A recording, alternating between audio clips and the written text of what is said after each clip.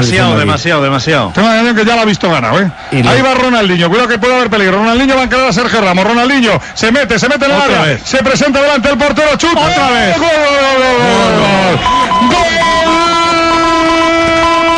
De Ronaldinho. Aplaude el Bernabéu a Ronaldinho. Gol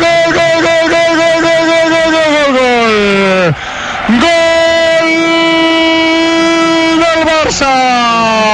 Jugada de Ronaldinho. Los madridistas aplauden en la grada. Sí, señor. Ronaldinho.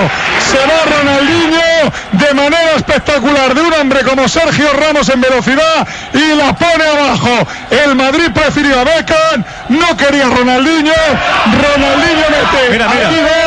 Escucha el Bernabéu. ¡Fuera!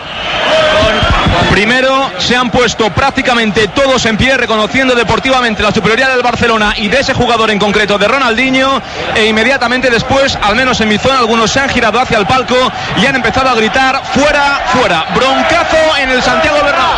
La peor noticia para el Real Madrid es que quedan 12 minutos y lo que añadan.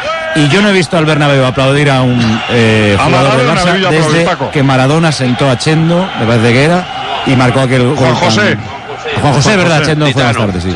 Copa